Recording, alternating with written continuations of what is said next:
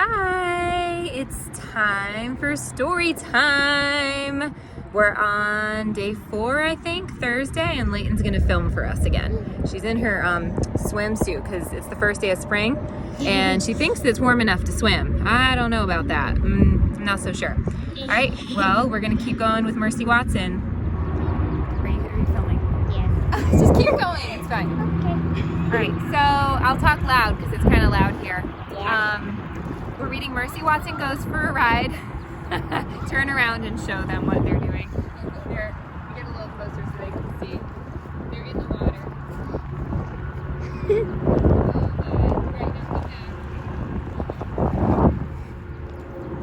So that is Avery and Owen in the water. They're crazy. Crazy. Okay, so we're reading Mercy Watson Goes for a Ride, and we have a little tweet with us today. Where we left off, Mercy has taken over.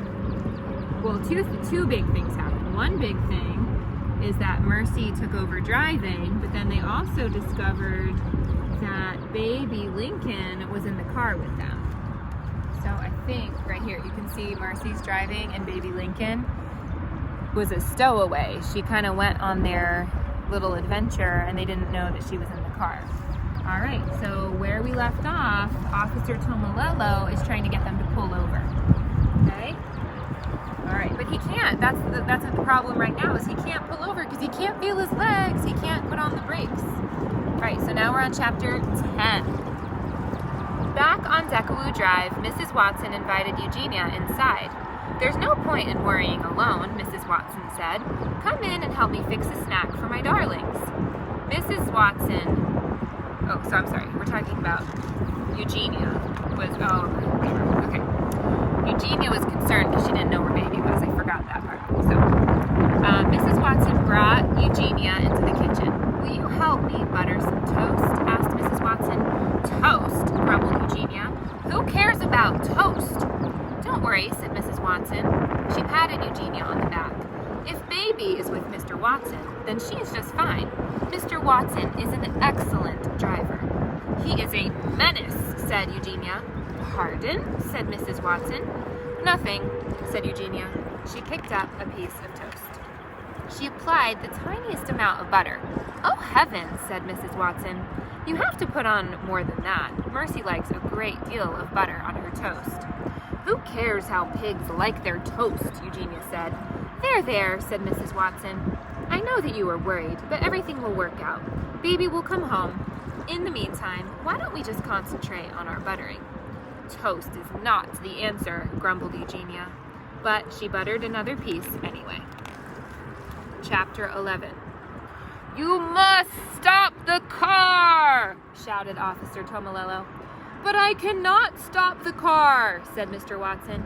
"Oink! Oink!" said Mercy. She was having an excellent time. "I have an idea, Mr. Watson," said baby Lincoln. "If you tell me where the brake pedal is, I will apply it." "The brake pedal," said Mr. Watson from underneath Mercy, "is the pedal to the left of the gas pedal. The brake pedal is the pedal that I do not have my foot on." Baby unbuckled her seatbelt. She climbed into the front seat. She put her seatbelt on. She slid as close to Mr. Watson as she could. She looked down. She saw Mr. Watson's foot. She saw the pedal next to it. "I have located the brake pedal, Mr. Watson," Baby announced. "Excellent," said Mr. Watson. "Now apply it." That means push down on it.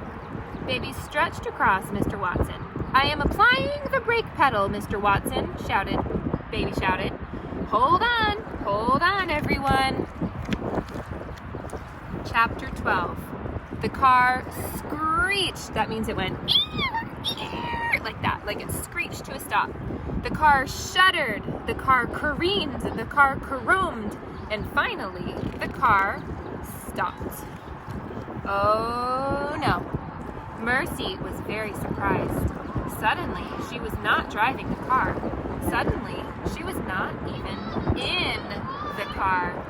Suddenly, Mercy was airborne. That's because she wasn't wearing her seatbelt, guys. She needs to have her seatbelt on, right? Mr. Watson was wearing his seatbelt. He did not fly out of the car. Baby Lincoln was wearing her seatbelt. She did not fly out of the car. Officer Tomilello was safe in his police cruiser. He did not fly out of his car. Only Mercy flew.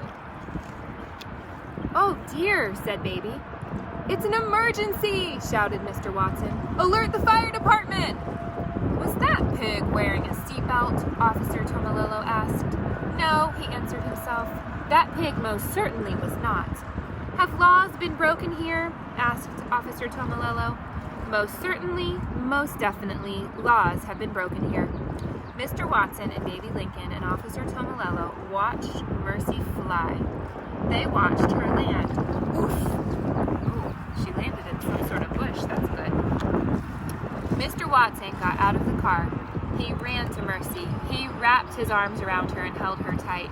"My darling, my dear," he said. "Please tell me that you are all right." "Oink," said Mercy. She snuffled Mr. Watson's neck.